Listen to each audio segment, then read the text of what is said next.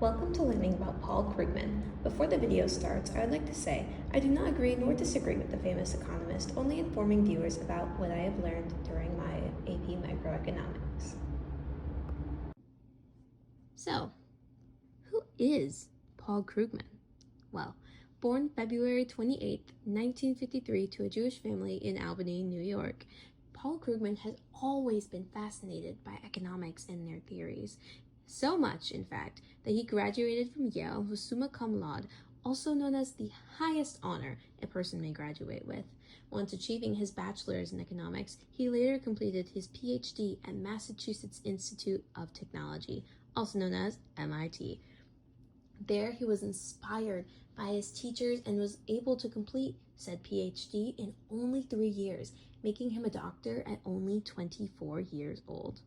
Krugman went on to write The Theory of Interstellar Trade, International Economics, and The Return of Economics, among many more series of economic publications, books, articles, everything. He is an incredibly involved and talented man, both in politics and in his own personal studies. Paul Krugman has also won 4 different awards. He has won the John Bates Clark Medal, H.C. Rechtenwald Prize in Economics, Princess of Austria's Award for Social Services, and the Nobel Memorial Prize in Economic Services. That's right, this man has won a Nobel Prize. A well-known economist, Paul Krugman believes that the government should step in and help the economy during a recession by usage of fiscal policy like increased government spending. What this means is that more government spending would go towards health care or stimulus checks, things that directly impact citizens of all classes.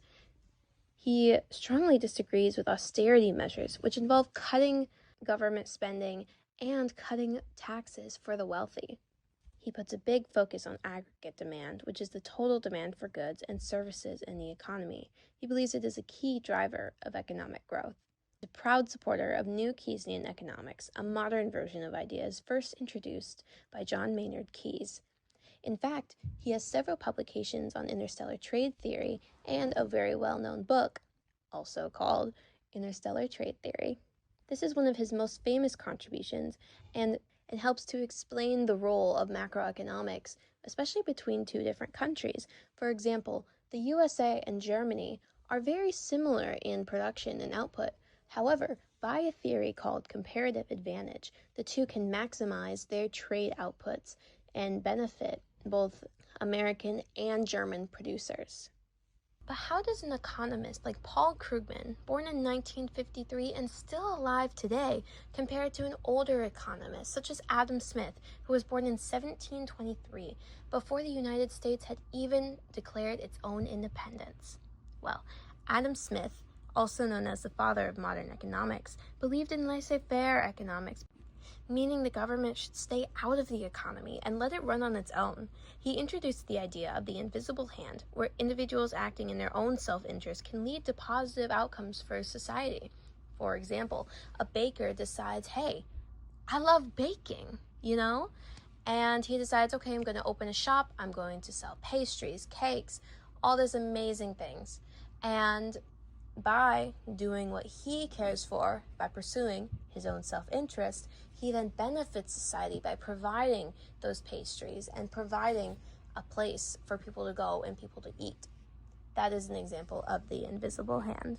Smith also supported the idea of absolute advantage, where countries should only produce goods that they are best in making.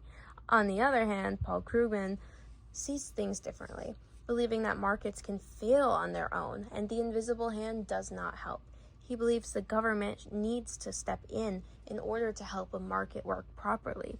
He's known, of course, for supporting comparative advantage, which I had previously explained earlier in the video. Both men are incredibly smart and neither are particularly wrong in their theories. However, it is interesting to see a difference between modern and older economists and how things have changed.